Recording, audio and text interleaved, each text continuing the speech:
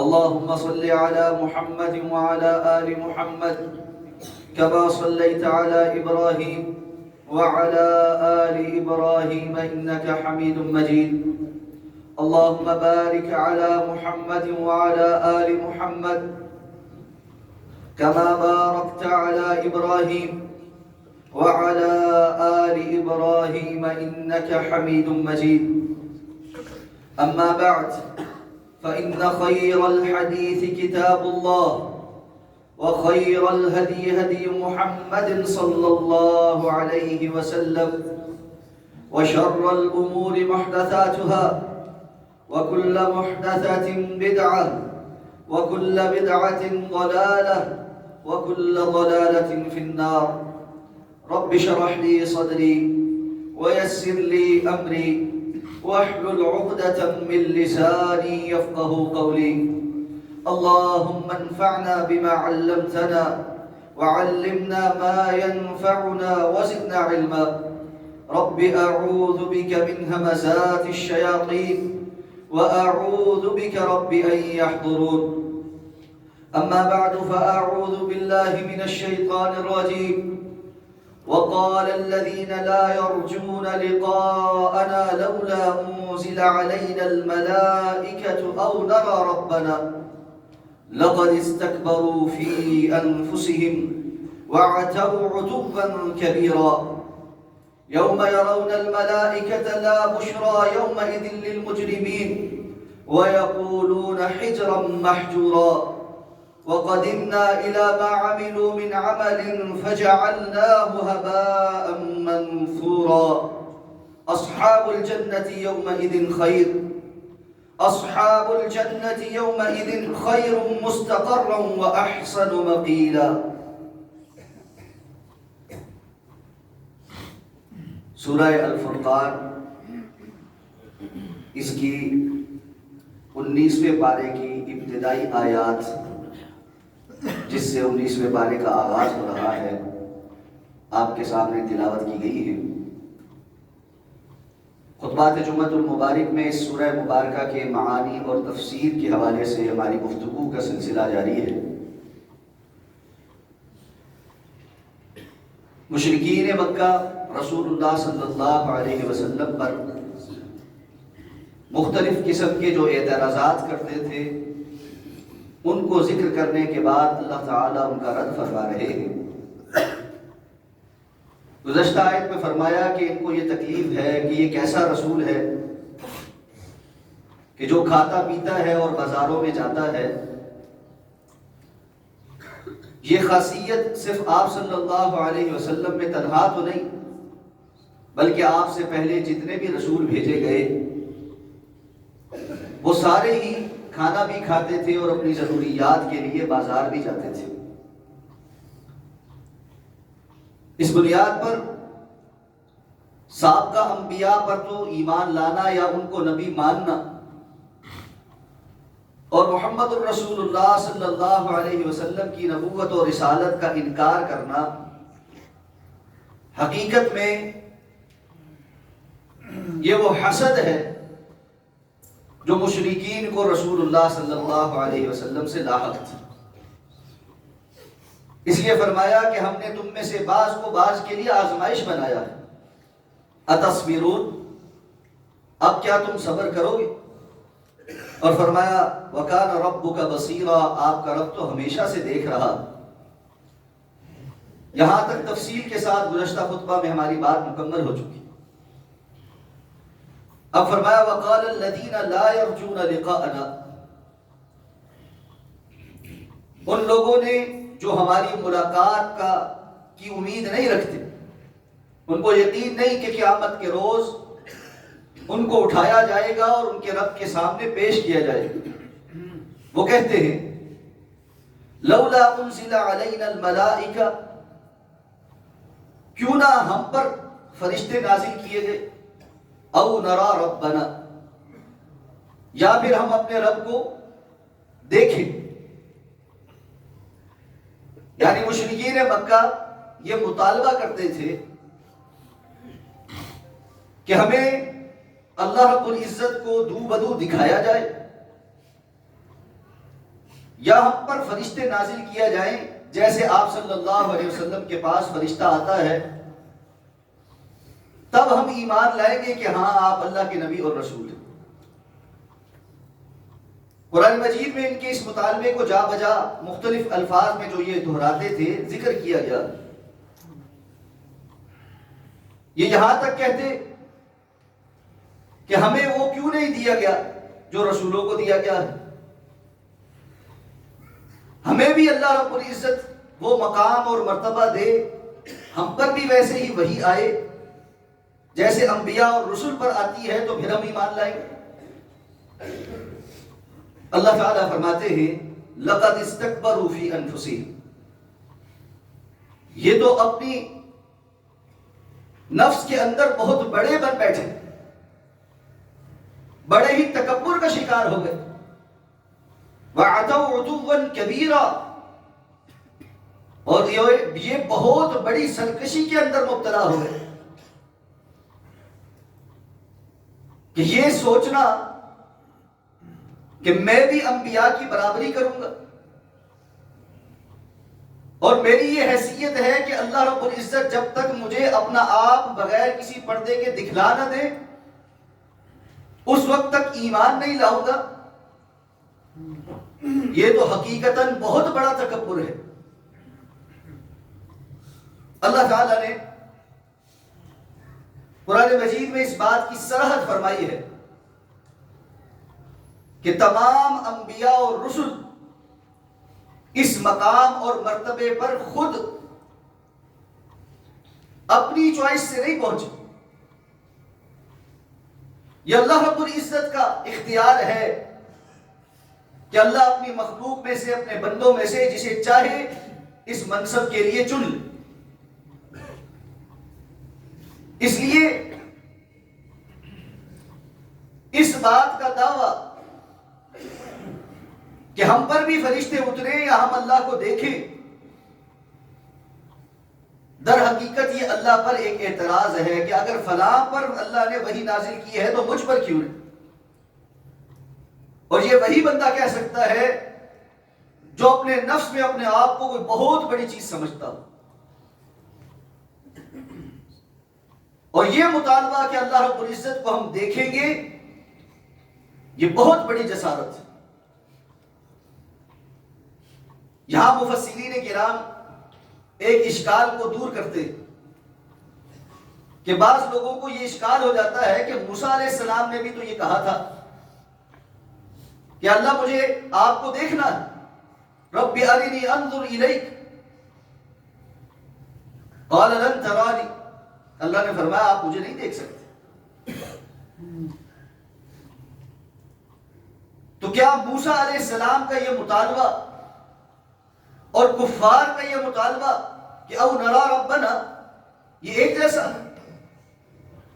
در حقیقت ان دونوں مطالبوں میں بہت بڑا فرق ہے۔ موسیٰ علیہ السلام کا اللہ رب العزت سے مطالبہ شوق کا تھا،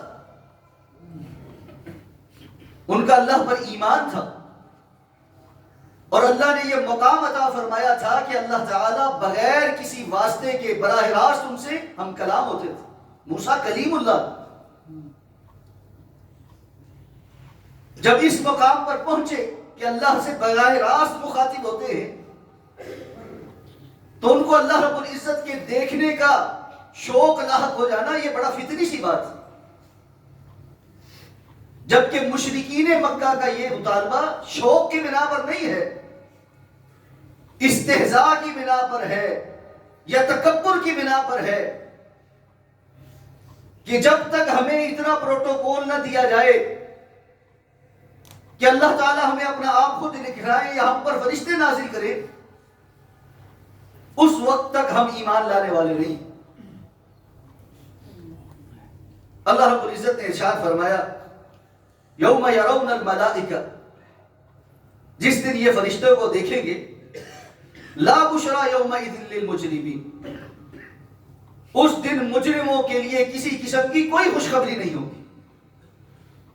وَيَقُولُونَ حِجْرًا مَحْجُورًا، اور یہ کہیں گے کہ کاش ہمارے اور ان فرشتوں کے درمیان ایک بڑی مضبوط آڑ ہو جس کے پیچھے ہم چھپ جائیں اور ہمارا فرشتوں سے سامنا نہ ہو۔ مجرموں کے لیے فرشتوں سے ملاقات کب کب ہوگی؟ پہلی ملاقات رسول اللہ صلی اللہ علیہ وسلم نے فرمایا جب انسان کی روح قبض ہونے لگتی ہے۔ نیک لوگوں کی جنت کے فرشتوں سے ملاقات ہوتی ہے جو اس نیک روح کو اپنے ساتھ لے جانے کے لیے جنت کا ایک خوشبودار کپڑا لے کر آتے ہیں، اور مجرموں کی ملاقات جہنم کے فرشتوں سے ہوتی ہے جو اس خبیث روح کو لینے کے لیے جہنم کا بدبودار کپڑا لے کر آتے ہیں، جس کو مار مار کر اس کے جسم سے نکالا جاتا ہے۔ یہ موت سے قبل کے جو پہلے کے جو لمحات ہیں، جو سکرات ہیں، کہ جس میں اللہ رب العزت پردہ ہٹا دیتے، روح جو ہے وہ یہاں نرخرے میں پہنچ جاتی ہے، ابھی بندہ مرا نہیں ہوتا لیکن اس کو فرشتے نظر آنا شروع ہو جاتے، اور اس وقت کی آپ صلی اللہ علیہ وسلم نے فرمایا توبہ قبول نہیں، اس لیے کہ وہ جو امتحان تھا کہ غیب پر ایمان لاؤ، جو اللہ نے نازل کیا ہے، اللہ کی کتاب میں موجود ہے، جو رسول اللہ صلی اللہ علیہ وسلم نے بتلایا ہے، اس پر یقین رکھ کر اپنا عقیدہ بناؤ۔ اب وہ مہلت ختم ہو گئی، اب فرشتے سامنے نظر آنا شروع ہو۔ یوم یرون الملائکۃ لا بشری یومئذ للمجرمین، جس دن یہ فرشتوں کو دیکھیں گے اس دن مجرموں کے لیے کوئی خوشی کی خبر نہیں ہوگی۔ اس وقت یہ چاہیں گے یقولون حجرا محجورا، کاش ہمارے اور ان فرشتوں کے درمیان ایک بڑی آڑ ہو۔ رسول اللہ صلی اللہ علیہ وسلم نے فرمایا ملک الموت آ کر جب اس روح کو حکم دے گا کہ اے خبیث روح اس جسم سے نکل، یہ اور زیادہ جسم کے اندر چھپنے کی کوشش کرے گی، باہر نہیں نکلنا چاہے گی کہ آگے جو حشر ہونے والا ہے وہ نظر آ رہا۔ اور جب فرشتے یضربون وجوہہم وادبارہم، ان کے چہروں پر اور ان کی پیٹھوں پر مار لگائیں گے، اور آپ نے فرمایا ایسے اس کی روح کو کھینچ کر نکالا جائے گا کہ جیسے ایک کپڑے کو کسی خاردار جھاڑی کے اوپر پھیلا دیا جائے اور اس پر اس کو کھینچ کر وہاں سے نکالا جائے تو وہ تار تار ہوتا ہے، تکلیف دہ ہوتا ہے، اس طرح اس کی روح بڑی تکلیف سہ کر اس کے جسم سے زبردستی نکالی جائے۔ تو فرشتوں کی ملاقات کی تمنا اور اس تکبر میں مبتلا ہو جانا کہ فرشتہ ہم پر بھی آئے تب ہم مانیں گے، یہ حقیقتاً ایک بہت بڑی جسارت ہے۔ فی زمانہ اس کا تھوڑا سا زاویہ بدل گیا ہے۔ آج بہت سارے لوگوں نے سائنٹیفک ایویڈنس کو اپنا سب کچھ سمجھ لیا، اور یاد رکھیے سائنٹیفک ایویڈنس صرف اور صرف مادے سے متعلق ہے۔ سائنس صرف ان چیزوں کو مانتی ہے جو حسیات میں آتی ہے۔ جس چیز کا حواس خمسہ سے ادراک ممکن نہ ہو وہ سائنس کا موضوع نہیں۔ اس لیے بعض لوگ جو بہت زیادہ اپنی علمیت جھاڑنے کے لیے کہتے ہیں کہ فلاں چیز کا بڑا سائنٹیفک ایویڈنس ہے، اگر اس بیماری میں مبتلا ہو گئے تو پھر یاد رکھیے غیبیات کا آپ کی زندگی میں کوئی عمل نہ ہو۔ کہ الذین یؤمنون بالغیب، اللہ کے بندے تو وہ ہیں جو غیب پر ایمان لاتے ہیں۔ سائنٹیفک ایویڈنس غیب کو نہیں مانتا، وہ کہتا ہے غیب نام کی کوئی چیز نہیں۔ جس چیز کا حواس خمسہ سے ادراک نہ ہو سکے، جس کو ہم پروف نہ کر سکے، اس کا انکار حقیقت میں کنویں کے میڈک کا ایک دعویٰ ہے جس کی حقیقت کچھ نہیں، جس نے اپنے آپ سے باہر کچھ نہیں دیکھا۔ یہی وجہ ہے اللہ رب العزت نے انسانوں کے لیے علم کے دو ذرائع پیدا کیے. ایک اس کا عقل و شعور ہے جو اس کو اس کے ارد گرد کے ماحول سے جو کچھ تجربہ حاصل ہوتا ہے اس کے مطابق چیزیں سکھاتا، اور جو کچھ اس کے اس حواس سے، اس کی عقل و شعور سے ماورا ہے، ان سوالوں کے جواب کے لیے اللہ رب العزت نے وحی نازل کی کہ اس کا جواب حاصل کرنے کا انسان کے پاس اور کوئی ذریعہ نہیں سوائے اس کے کہ رب کائنات اس کو بتلائے کہ اس نے اس کائنات کو کس طرح پیدا کیا اور کیوں کر پیدا کیا، اور یہاں پر اس کو بھیجنے کا مقصد کیا. تو یہ پہلا موقع ہے جب انسان کی فرشتوں سے ملاقات ہوگی. فرمایا وَقَدِمْنَا إِلَى مَا عَمِلُوا مِنْ عَمَلٍ، اور ہم آئیں گے ان کی جانب جو کچھ انہوں نے عمل آگے بھیجا ہوگا. فَجَعَلْنَاهُ هَبَاءً مَنْثُورًا، اور ان کے اعمال کو ہم ایسا غبار بنا دیں گے جیسا سورج کی روشنی یا کرنوں کے اندر ہوا میں موجود بعض غبار کے ذرات نظر آتے. ہباء اس کو کہتے. ہم بچپن میں کھڑکی سے آتی سورج کی ایک کرن کے اندر جو غبار کے حصے چھوٹے چھوٹے پارٹیکل نظر آتے اس کو مٹھی میں پکڑنے کی کوشش کرتے. وہ بظاہر سورج کی اس کرن میں نظر آتے ہیں لیکن ہاتھ میں پکڑائی نہیں دیتے، ان کی حیثیت کوئی نہیں ہوتی، حقیقت کوئی نہیں ہوتی. اللہ نے فرمایا ایسے لوگ جو اس قدر بڑے تکبر میں مبتلا تھے، قیامت کو جب اللہ کے حضور پیش ہوں گے، دنیا میں اگر کچھ چھوٹا موٹا عمل انہوں نے کیا بھی ہے، اللہ رب العزت ان کے اس عمل کو برباد کر کے ایسے ذرات میں تبدیل کر دے گا جن کی کوئی حیثیت نہیں ہوگی، کوئی وزن نہیں ہوگا. قرآن مجید میں اس حوالے سے بھی جا بجا اللہ رب العزت نے مختلف مثالیں دے کر سمجھایا. فرمایا ان کے اعمال کی مثال تو ایسی ہے کرامات اشتدت به الريح في يوم عاصف، جیسے کہ ایک بہت بڑا راکھ کا ڈھیر پڑا ہوا ہو اور تیز آندھی ایک دن آئے اور اس راکھ کے ڈھیر کو ہوا اڑا کر لے جائے، اور جو بظاہر دیکھنے کو ایک بڑا راکھ کا ڈھیر نظر آتا تھا اس کا کوئی وزن اور کوئی حیثیت نہیں کہ ہوا اس کو اڑا کر لے جاتی. فَلَا نُقِيمُ لَهُمْ يَوْمَ الْقِيَامَةِ وَزْنًا، ان کے اعمال اس قابل ہی نہیں ہوں گے کہ قیامت کے دن ان کو تولا جا سکے کہ اللہ نے ان کو ہباء منثورا کر دینا. اس لیے کہ اللہ رب العزت کے ہاں کسی بھی عمل کی قبولیت کی شرط ایمان ہے. بے ایمان آدمی کا کوئی عمل بظاہر وہ کتنا ہی خوبصورت نظر آتا ہو، اللہ کے ہاں قابل قبول نہیں. اس لیے ایمان کی بڑی قدر و منزلت ہے. بندہ مومن ہو خواہ کمزور ہی ہو، اللہ کے ہاں وہ ساری دنیا کے کافروں سے بہتر.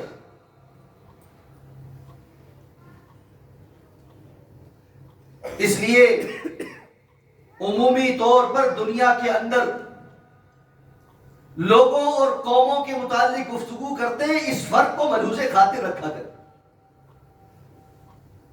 بڑی تعریفیں ہیں کفار کی، بڑے مرعوب ہیں، بڑے اچھے لگتے ہیں، ان کی تہذیب، ان کا تمدن، ان کی زبان، ان کا کلچر، ہر چیز بہت اچھی لگتی ہے. بعض لوگ تو یہاں تک کہہ دیتے ہیں کہ بس بہت ہی اچھے ہیں، صرف کلمہ نہیں پڑا ہوا، وگرنہ مسلمانوں والی کوئی بات انہوں نے چھوڑی نہیں. آپ نے اس کلمے کے وزن کو پہچانا ہی نہیں. رب کائنات کے ہاں کسی بھی انسان کا اپنا اور اس کے اعمال کا وزن اس کلمے سے شروع ہوتا ہے. سونے کا انسان بن کر آ جائے اور اس کے پاس کلمہ نہ ہو، اللہ کے ہاں اس کی کوئی اہمیت نہیں. کمزور ترین انسان ہو اور اس کے پاس کلمہ ہو، اللہ کے ہاں وہ بہت وزن رکھتا۔ اور یہ میں نہیں کہہ رہا، امام الانبیاء جناب محمد الرسول اللہ صلی اللہ علیہ وسلم کہ قیامت کے روز ایک بندہ آئے گا جس کے گناہوں کے 99 رجسٹر ہوں گے اور تا حد نگاہ ہوں گے، مایوس ہوگا کہ آج تو میرا کچھ بننے والا نہیں، نیکی کوئی پلے ہے ہی نہیں۔ اللہ فرمائیں گے آج کوئی ظلم نہیں ہے، تمہاری ایک نیکی ہمارے ہاں محفوظ ہے جو ایک پرچی پر لکھی ہوئی۔ وہ کہے گا کہاں ایک پرچی، کہاں 99 رجسٹر؟ اللہ تعالیٰ اس کے گناہوں کو، رجسٹروں کو ایک پلڑے میں رکھیں گے اور اس ایک پرچی کو ایک پلڑے میں رکھیں گے۔ آپ صلی اللہ علیہ وسلم نے فرمایا یہ ایک پرچی اتنی وزندار ہوگی کہ اس کے 99 رجسٹر بے وقت ہو کر ایسے ہوا میں اٹھ جائے۔ دیکھا جائے گا تو اس پرچی پر لکھا ہوگا لا الہ الا اللہ۔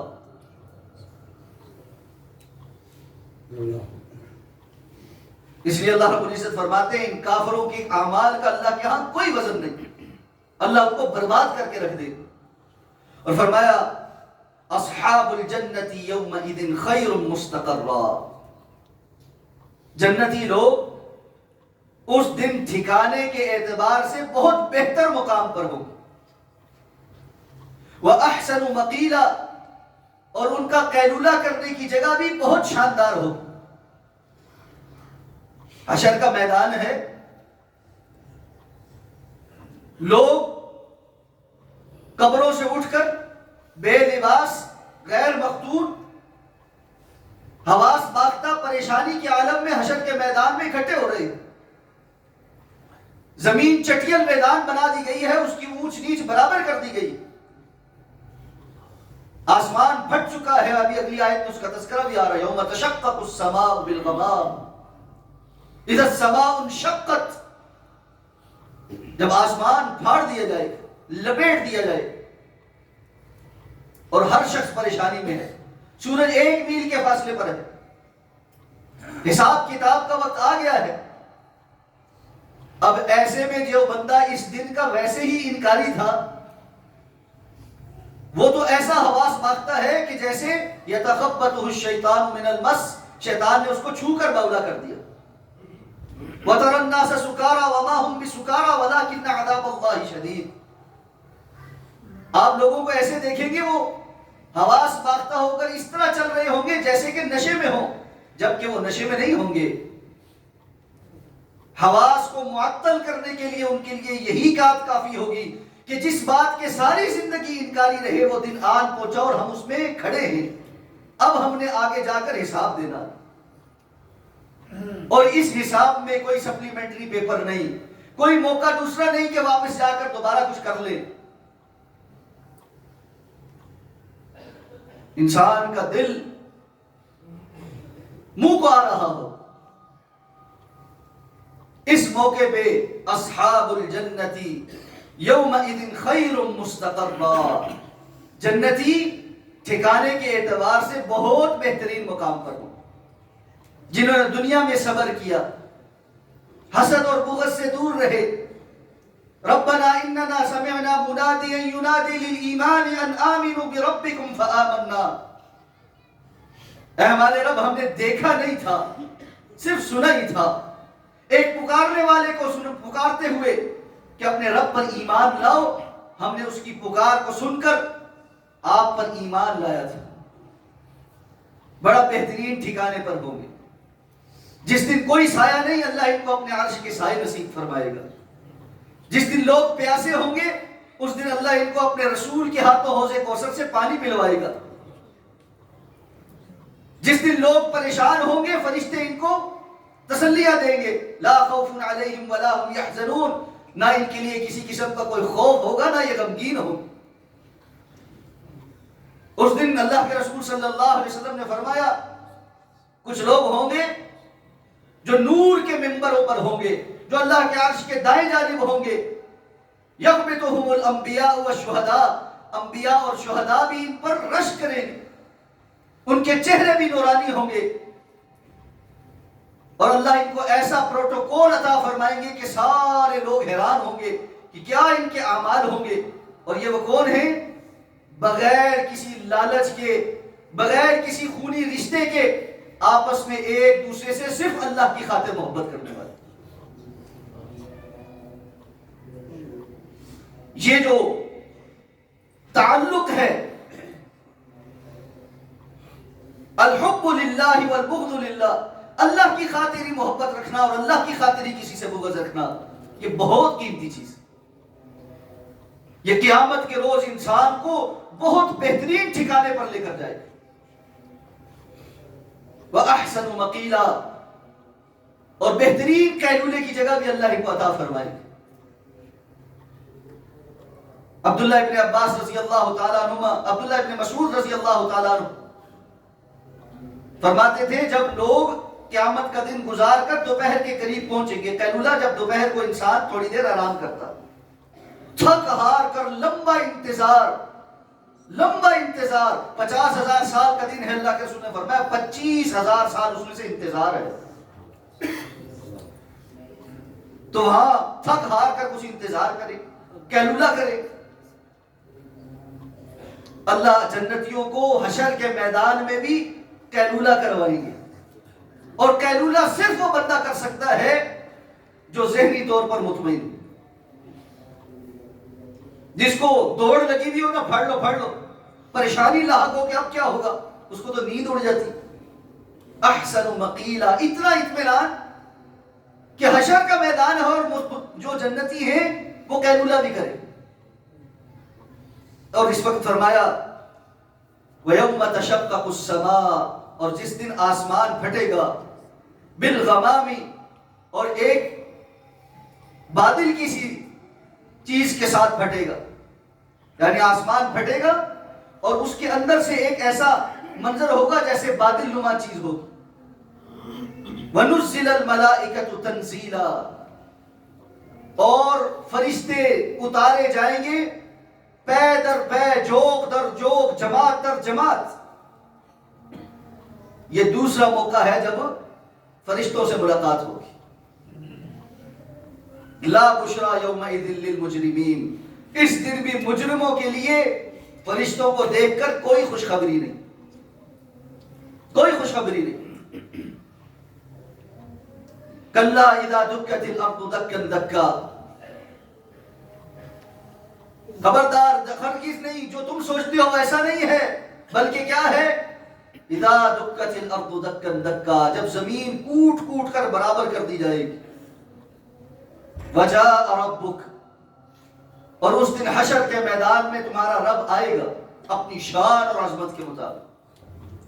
والملک صفا صفا، اور فرشتے قطار اندر قطار کھڑے ہوں گے، مخلوق کا احاطہ کر لیں گے، ارد گرد کھڑے ہو جائیں گے۔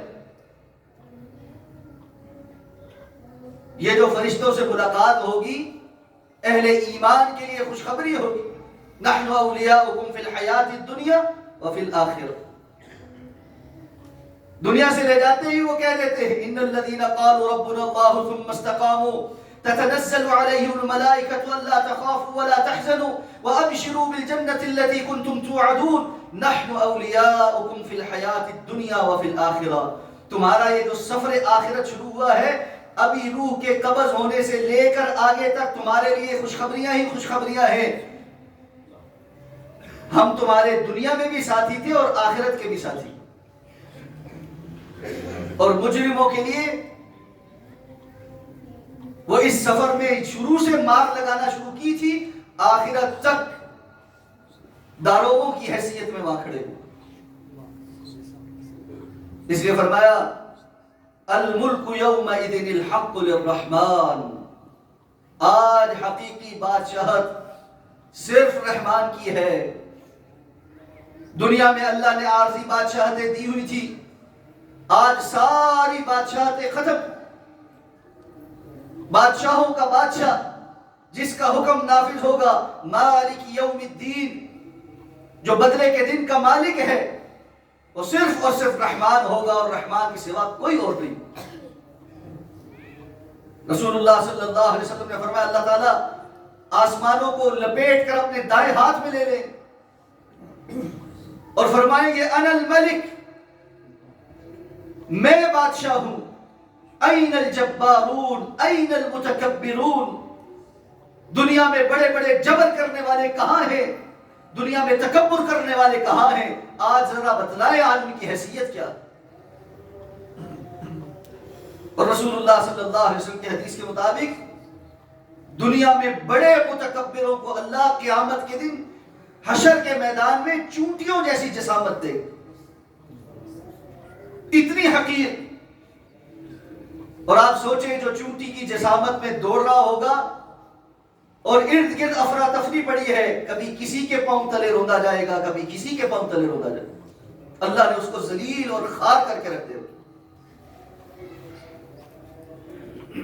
اس لیے اہل ایمان کو جا بجا اس بات کی تعلیم دی گئی ہے کہ بندہ مومن ہو اور متکبر ہو، یہ دو باتیں ساتھ جمع نہیں ہو سکتی۔ آپ نے فرمایا جس کے دل میں رائی کے دانے کے برابر تکبر ہے وہ جنت میں نہیں جائے گا۔ اور تکبر کبھی شخصیت کا ہوتا ہے، کبھی علم کا ہوتا ہے، کبھی منصب کا ہوتا ہے، کبھی مال کا ہوتا ہے، کبھی شکل و صورت کا ہوتا ہے، کبھی ذات اور برادری کا ہوتا ہے، کبھی اپنی کسی نیکی کا ہوتا ہے، تقوی کا ہوتا ہے۔ ان میں سے کسی بھی چیز پر اگر بندہ اپنے آپ پر نازا ہے اور دوسرے کو اپنے سے حقیر جانتا ہے اور حق بات سے رخ موڑتا ہے، یہ بندہ متکبر ہے۔ اور اللہ کے رسول صلی اللہ علیہ وسلم نے فرمایا تکبر اللہ کی چادر ہے، جو اس کو چھیننے کی کوشش کرتا ہے اللہ اس کو پھاڑ کر رکھ دیتا۔ اللہ رب العزت کے صفاتی نام میں سے ایک نام ہے المتکبر۔ اللہ متکبر ہے کیونکہ اللہ کے پاس جو کچھ ہے وہ اللہ کا اپنا ہے، کسی اور کا دیا ہوا نہیں۔ مخلوق کے پاس جو کچھ ہے اللہ رب العزت کی عطا ہے، اپنا کچھ نہیں۔ اور انسان کو تو اللہ رب العزت نے بہت زیادہ یہ سبق سکھایا ہے، هل اتى على الانسان حين من الدهر لم يكن شيئا مذكورا، کیا انسان پہ کوئی ایسا وقت نہیں آیا تھا جب یہ کوئی قابل ذکر چیز ہی نہیں تھا، جب دنیا میں اس کا نام و نشان نہیں تھا؟ الم نخلقكم من ماء مهين، کیا ہم نے تمہیں ایک بہت مہین پانی سے پیدا نہیں کیا؟ انسان اپنی ابتدا کو دیکھے کہ اللہ رب العزت نے اس کو کس انداز میں اس دنیا میں لانے کے اسباب پیدا کیے ہیں اور کن مراحل سے گزر کر وہ اس دنیا کے اندر آتا ہے، اور آنے کے بعد بھی اس کی صلاحیتیں کس قسم کی ہوتی ہیں، نہ کچھ کھا سکتا ہے، نہ خود سے پی سکتا ہے، نہ گفتگو کر سکتا ہے، نہ کسی قسم کی سمجھ بوجھ رکھتا ہے، اور چار باتیں جب سیکھ لے تو اس کے بعد کہتا ہے کہ میں اللہ کی بھی نہیں مانتا۔ اس لیے رب کائنات متکبر ہیں، اور اللہ کے مقابل جو بندہ ذرہ برابر بھی تکبر اختیار کرنے کی کوشش کرے گا وہ جنت میں نہیں جائے گا۔ اپنے اندر سے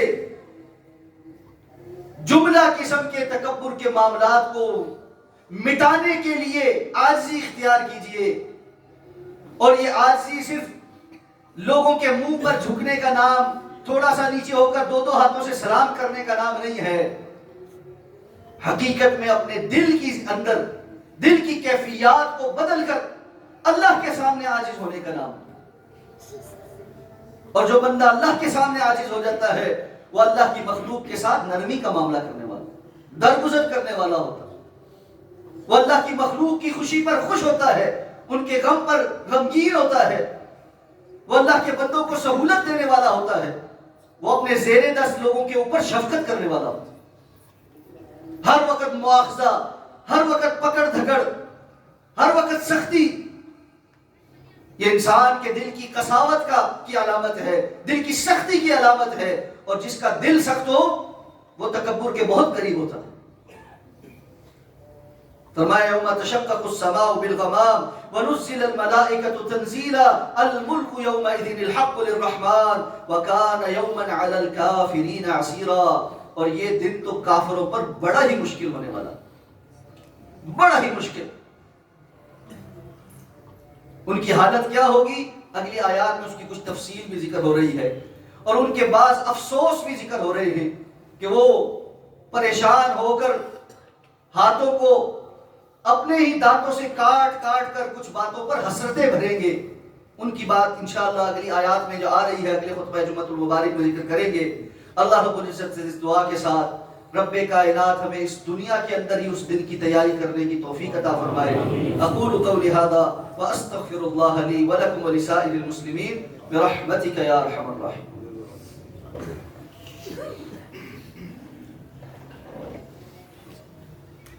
ان الحمد للہ نحمده ونستعینه ونستغفره ونؤمن به ونتوکل علیہ ونعوذ باللہ من شرور انفسنا ومن سیئات اعمالنا من يهده الله فلا مضل له ومن يضلله فلا هادي له واشهد ان لا اله الا الله وحده لا شريك له واشهد ان محمدا عبده ورسوله اللهم اغفر لنا ولوالدينا ولأساتذتنا ولجميع المؤمنين والمؤمنات والمسلمين والمسلمات الأحياء